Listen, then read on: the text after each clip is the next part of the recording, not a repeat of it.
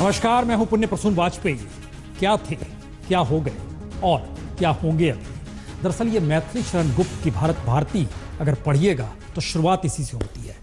दस्तक में इसका जिक्र नहीं होगा, दस्तक में कुछ और जिक्र होगा, लेकिन तमाशा हिंदुस्तान की सड़कों पर, संसद में जो लगातार हो रहा है, इस पार भी उस पार भी, दोनों तरफ की स्थितियां ये बताती है कि हर कोई आंदोलन के मूड में, हर कोई आंदोलन के जरिए या सड़क के जरिए अपनी बात को सही साबित करने की दिशा में जा रहा है।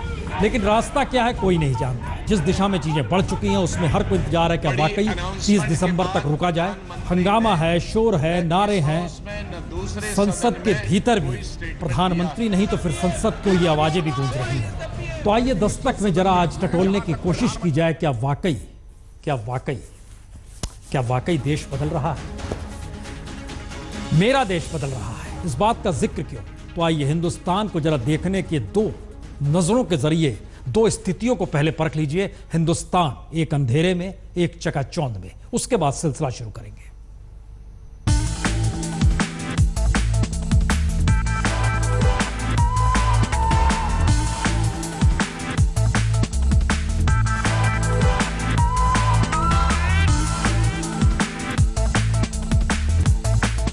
ये चकाचौंध भारत के बाजारों का है। दुनिया भर के ब्रांडेड उत्पाद से भरी दुकान, मॉल, देखते देखते बीते 20 बरस में भारत का बाजार इतना बड़ा हो गया कि दुनिया के बाजार में भारत के बाजार की चकाचौंध की धूम तले हिंदुस्तान का वो अंधेरा ही छुप गया, जो बाजार में बदलते भारत से कई गुना ज्यादा बड़ा था। और इस तस्वीर ने दुनिया को चाहे डराया, लेकिन सच यही है कि हिंदुस्तान की ये तस्वीर कभी संसद को नहीं डरा सकी, नेताओं के ऐश में खलल डाल नहीं सकी। यह हिंदुस्तान अपनी मौत लगातार मरता रहा और इनकम या कहें कैलोरी की लकीर पर खड़े होकर गरीबी की रेखा को पार करने के लिए ही छटपटाता रहा। किसान के खेत में पानी पहुंचाना है, 70 साल तक लुटा है, उन पैसों को निकाल करके गरीब की झोपड़ी में बिजली का तार पहुंचाना है। 70 साल तक लूटा है, उन पैसों से गरीब बच्चों की पढ़ाई करवानी है। 70 साल तक जो लूटा है, उन पैसों को निकाल करके गरीब बुजुर्गों को दवाई दिलवानी है। तो हिंदुस्तान की इन दो तस्वीरों को पाटने के लिए ही क्या नोटबंदी का जुआ प्रधानमंत्री मोदी ने चला है, या फिर उस राजनीति को साधने के लिए ये जुआ खेला गया जिसमें वोट बैंक जाति धर्म की लकीर को मिटा दे। यानी एक तरफ 45 करोड़ उपभोक्ता जो दुनिया के किसी भी विकसित देश से कहीं ज्यादा है, और दूसरी तरफ 80 करोड़ भूख से बिलबिलाते नागरिक जो दुनिया के कई देशों को खुद में ही संभाले। तो पहली बार खरीदारों या कहें कंज्यूमर के हाथ बंद गए हैं। चकाचौंध बाजार की रईसी थम गई है, खरीद कम हो रही है। तो हर जहन में सवाल है, क्या बाजार अर्थव्यवस्था के दिन पूरे हो गए? यानी फिक्की और पीडब्ल्यूसी की सितंबर की रिपोर्ट जो भारत के बाजार को 2020 तक 3.6 ट्रिलियन डॉलर यानी 240 खरब रुपए देख रही थी, वो अब ढहढहाकर गिर जाएगी, क्योंकि भारत के उपभोक्ताओं की ताकत को दुनिया के बाजार में कंजम्पशन की हिस्सेदारी 5.8% तक 2020 तक मानी जा रही थी। तो क्या वाकई भारत 80 करोड़ की गरीबी को ढोने के लिए बाजार अर्थव्यवस्था की कमाई को उठाए हुए था, या फिर भारत को बाजार में बदलने की जो सोच 1991 में चल पड़ी, उसे बदलना पलटना इसीलिए जरूरी था क्योंकि भारत की सामाजिक सांस्कृतिक विरासत पश्चिमी इकोनॉमी को अपनाने की इजाजत नहीं देती। इसीलिए संसद के सरोकार तक देश से मेल नहीं खाते हैं। कानूनी व्यवस्था तक में 80 करोड़ नागरिकों के लिए कोई जगह नहीं है। शिक्षा हो या स्वास्थ्य, बिजली हो या पानी, उन तक कंज्यूमर तो पहुंच जाता है, लेकिन 80 करोड़ नागरिकों के लिए ये सब कुछ भी नहीं मिलता। तो क्या प्रधानमंत्री मोदी का कदम सफल हो या असफल, देश के लिए ये एक ऐसे चक्र में जाकर खड़ा हो चला है जहां से आगे का रास्ता अब मौजूदा हिंदुस्तान में व्यापक बदलाव लाएगा ही, चाहे कोई भी रहे। तो आइए आज देखते हैं, अगर हिंदुस्तान वाकई बदलेगा तो आने वाला हिंदुस्तान होना कैसे चाहिए या होगा कैसे। यह वाकई मुश्किल सबब है। आने वाले वक्त में हिंदुस्तान की कौन सी तस्वीर होगी या होनी चाहिए, लेकिन स्लोगन है मेरा देश बदल रहा है। तो आइए जरा समझने की कोशिश करें। असल समाजवाद तो संसद के भीतर है, जहां करोड़पतियों की कतार लगी हुई है, पैसा हर किसी के पास है, सुविधाओं से लगातार जनता के पैसे पर ऐश करने की स्थिति आज से नहीं है, नेहरू के दौर से मौजूदा वक्त तक है। तो क्या पहला हथौड़ा संसद पर पड़ेगा? रिपोर्ट देखिए। पहला, कैसे जनता के दर्द को ये बांट सकते हैं, और अगर जनता के दर्द को ये आजादी के बाद से ही बांट नहीं पाए तो फिर दूसरा सवाल, क्या वक्त आ गया है उनकी जरूरतों की सीमाएं भी बांध दी जाए?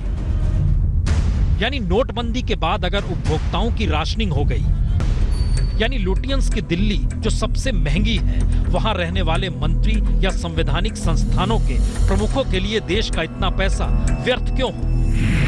मसलन प्रधानमंत्री का घर यानी 7 रेसकोर्स ही 6 घरों को मिलकर बनाया गया है।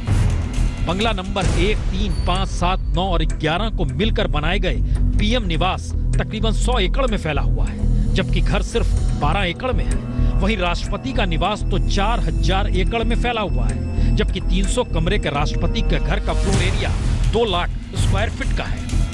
इसी तर्ज पर दुनिया के सबसे महंगे इलाके लुटियंस में दिल्ली में मंत्रियों और संवैधानिक संस्थानों के प्रमुखों को घर भी औसतन 12 एकड़ में फैले हुए हैं। जाहिर है रहने के तौर तरीके अंग्रेजों के दौर के ही हैं। मुझे मध्यम वर्ग का शोषण बंद करवाना है। तो फिर आजादी के बाद जब भ्रष्टाचार का कच्चा चिट्ठा खोलने का जिक्र अब प्रधानमंत्री कर रहे हैं और देश के गरीबों का जिक्र भी खुलकर हो रहा है, तो फिर यह क्यों ना मान लिया जाए कि सत्ता और राजनेताओं की रईसी भी अब खत्म होगी, जो कि जनता और देश के पैसे की खुली लूट है या खुली बर्बादी है।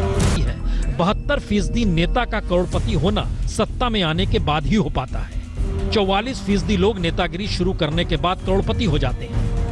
देश के 34% नेताओं के अपने धंधे हैं, यानी राजनीति अलग, धंधा अलग। वर्तमान में जारी 500 रुपए और 1000 रुपए के करेंसी नोट लीगल टेंडर नहीं रहेंगे।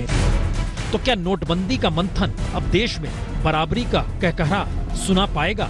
क्योंकि देश बदलेगा तो फिर करोड़ों रुपए स्वाहा कर होने वाले चुनाव के तौर तरीके भी बदल जाएंगे। तो आइए इसे भी परख लें। यकीनन सिर्फ कतार क्यों और राजनेताओं को लेकर सुविधा क्यों? सत्ता के पास लुटियंस की दिल्ली में क्या कुछ है, एक नजारा हम आपको दिखाते हैं। दरअसल लुटियंस की दिल्ली में 1 एकड़ में सिर्फ 15 लोग की रिहाइश होती है, और बाकी दिल्ली में 1500 लोग रहते हैं 1 एकड़ में। और अगर लुटियंस की दिल्ली का जिक्र इसके बाद कीजिए और यह सोचिए कि प्रति वर्ग किलोमीटर में कितने, तो 3800 लोग लुटियंस की दिल्ली में रहते हैं। मंत्री संतरी सब लोग वहीं रहते हैं। और बाकी दिल्ली में प्रति वर्ग किलोमीटर में 12000 लोग रहते हैं। हिंदुस्तान के भीतर में जब स्थिति देखिएगा तो पता चलेगा कि सारा कुछ समेटा राज्य दर राज्य में नेताओं ने ही है।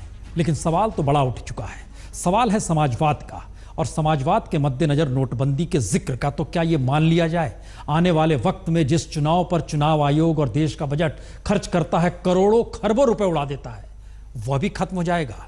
कैशलेस समाज बन रहा है, कैशलेस चुनाव क्यों नहीं हो सकते?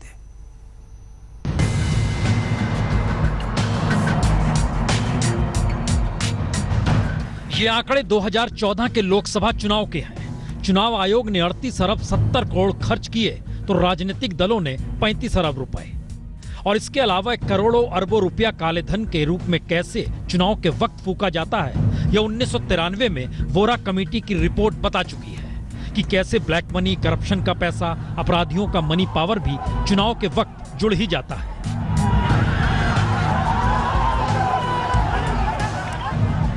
तो क्या 2019 तक आते आते चुनाव के तौर तरीके बदल जाएंगे? यानी जब बाजार अर्थव्यवस्था ही ढह जाएगी तो फिर कॉर्पोरेट और उद्योगपति राजनीतिक दलों को चंदा क्यों देंगे? और जब कैशलेस समाज बनाने की दिशा में मोदी सरकार बढ़ चुकी है तो फिर चुनाव के लिए ईवीएम मशीन की भी जरूरत क्यों होगी? ऐप के जरिए या अलग अलग तरह के कार्ड के जरिए लोग घरों में बैठकर ही वोट क्यों नहीं दे पाएंगे? यानी चुनाव आयोग ने 2014 के चुनाव में जिस तरह 3870 करोड़ रुपए खर्च किए, उसके अलावे सुरक्षा बंदोबस्त, रेलवे का खर्चा, राज्यों में सुरक्षा और बाकी खर्चा जो अलग से था, ये सभी खत्म तो हो ही जाएगा। क्योंकि चुनाव खर्च भी बढ़ रहा है और चुनाव लड़ने में जितना खर्चा उम्मीदवार करते हैं उससे लगता यही है कि अगर आप करोड़पति नहीं हैं तो चुनाव लड़ ही नहीं सकते। क्योंकि हर चुनाव इतना महंगा हो चला है कि अगर वो काला धन ना हो या फिर क्रोनी कैपिटलिज्म का हिस्सा ना बने तो फिर भारत अमेरिका से ज्यादा रईस लगेगा। लेकिन सच तो यही है कि चुनाव ही वो तंत्र है जब काला धन बाहर निकलता है। अपराधी, कॉरपोरेट सभी अपने भ्रष्टाचार का बंदरबांट राजनीतिक दलों के साथ करते हैं।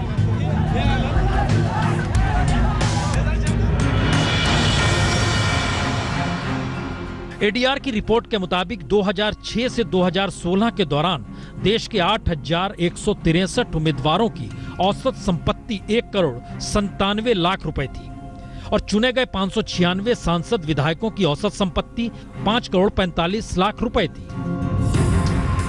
यानी जरा कल्पना कीजिए, इस देश में राजनेताओं के पास पैसा हो कितना जाता है। और यहीं से सवाल पैदा होता है, क्या कैशलेस समाज की कोशिशों का एक सिरा वर्चुअल इलेक्शन से भी जुड़ता है? आप व्हाट्सएप करते हैं, व्हाट्सएप यूं करते चला जाता है। क्योंकि इंटरनेट और मोबाइल एप्लीकेशन के आश्रय मोदी जिस तरह कैशलेस समाज बनाने की कोशिश कर रहे हैं और प्रधानमंत्री कार्यालय के कर्मचारियों तक को तकनीक की ट्रेनिंग देकर बताने की कोशिश की जा रही है कि भविष्य मोबाइल एप्लीकेशन का ही है, तो क्या प्रधानमंत्री मोदी का नया मंत्र वर्चुअल इलेक्शन भी होगा? पढ़े लिखे नौजवानों से आग्रह है, सरकारी मुलाजिमों से आग्रह है कि आप भी अपने अड़ोस पड़ोस में जिसके पास भी मोबाइल फोन है उसको जरा सिखाइए कि किस प्रकार से मोबाइल फोन से कारोबार किया जा सकता है। वर्चुअल इलेक्शन यानी न लंबी कतारों का झंझट, न फर्जी वोटों का खतरा, न ईवीएम में गड़बड़ी का आरोप, न पोलिंग स्टेशन पर धमकाए जाने की खबरें और वोटरों को प्रभावित करने के लिए लाखों का पेट्रोल फूंकती उम्मीदवारों की गाड़ियां भी नहीं और न ही हेलीकॉप्टर। क्योंकि वर्चुअल इलेक्शन होंगे तो चुनाव इंटरनेट और मोबाइल एप्लीकेशन के जरिए ही होंगे। यानी आप अपने रजिस्टर्ड मोबाइल नंबर या ईमेल या ऐसी किसी व्यवस्था से सीधे घर बैठे वोट कर दीजिए। अब नया सवाल यह है कि 2019 के चुनाव में वर्चुअल इलेक्शन का हाईटेक प्रयोग क्या किया जा सकता है? चुनावी पार्टियों से कहा जाएगा वो सिर्फ अपने चुनावी विज्ञापन अपनी वेबसाइट या सोशल साइट्स पर दिखा सकते हैं। और देश में अभी 100 करोड़ से ज्यादा मोबाइल फोन है और करीब 46 करोड़ से ज्यादा इंटरनेट यूजर्स, और ये संख्या तेजी से बढ़ रही है।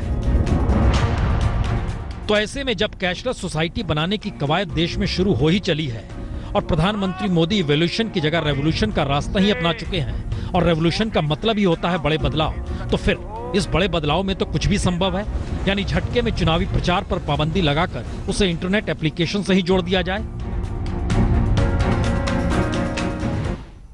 यकीनन ये रेवोल्यूशन का दौर है, जी बदलाव का दौर है, बड़े बदलाव का दौर। और कैशलेस समाज का मतलब क्या क्या हो सकता है, हम जरा इसे समझने की कोशिश कर रहे हैं।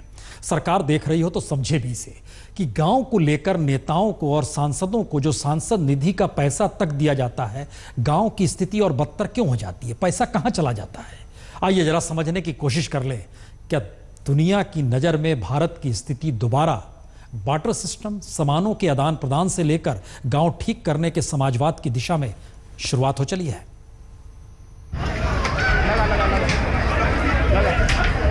तो ये नजारा आम हो चला है, जहां भी सड़क पर गुजरिए इस तरीके का नजारा आपको खूब मिलेगा। जी, गुजरात के नर्मदा इलाके के दूर दराज के कई गांवों के आदिवासी इसी तरह कंधे पर अनाज या कपास लेकर गांव के नजदीक की छोटी दुकानों पर पहुंचते हैं, उसका वजन कराते हैं और वजन के हिसाब से रुपए नहीं बल्कि सामान ले लेते हैं। यानी कैश की चिंता नहीं और नोटबंदी का कोई झंझट नहीं। इसे कहते हैं बार्टर सिस्टम। सामान के बदले सामान बदल लिया गया। छूटा तो नहीं, केम के पैसा भी नहीं ने दुकानों મળતા પણ નથી। अनाज पानी वेचीने हम के जीवन चलाविए बदला में। इसीलिए हमारे गामड़े में दुकान में जाते हैं तो 2000 की नोट का छुट्टा नहीं मिलते। बाद में हम बाजरी, ज्वार, मकाई और बेचने के लिए दुकान में जाता है और खरीद के लिए सामान ले आता है। यानी गांव वालों ने अर्थव्यवस्था का अपना एक समानांतर मॉडल बना लिया है, जिसमें कैश की किचकिच और नोटबंदी के रोजाना बदलते नियमों का कोई मतलब ही नहीं है। लेकिन सच यह भी है, गांव वाले ऐसा करने को मजबूर हैं, क्योंकि गांव में जो बुनियादी ढांचा होना चाहिए वो है ही नहीं। ना बैंकों की शाखाएं, ना एटीएम, ना इंटरनेट। और सरकार को भी बाखूबी मालूम है कि इस देश में 82% गांव में तो यही हाल है। विश्व भर में लोगों से कहना चाहता हूं, और यही वजह है कि प्रधानमंत्री ने लाल किले के प्राचीर से सांसदों से अपील की थी कि वह 2-2 गांव गोद ले लें, उन्हें आदर्श बना दें। लेकिन नोटबंदी के दौर में खुद प्रधानमंत्री मोदी के गांव लिए जयापुर गांव और वित्त मंत्री अरुण जेटली के गोद लिए करनाली ग्रुप पंचायत के गांव का हाल जरा देख लीजिए। एटीएम 2 दिन पहले तक चल रहा था, इससे 10-10, 20-20 का नोट है और फर्मा में नहीं लग रहा है, तो कहाँ से देंगे। आज दिन भर एटीएम की क्या जी पैसा छोटा पैसा है, बड़ा नोट है नहीं 100 का, ये सब तो कहाँ से बंद है। तो मैंने ये बैंक से लिया अभी। आज भी लिया है पैसा आपने?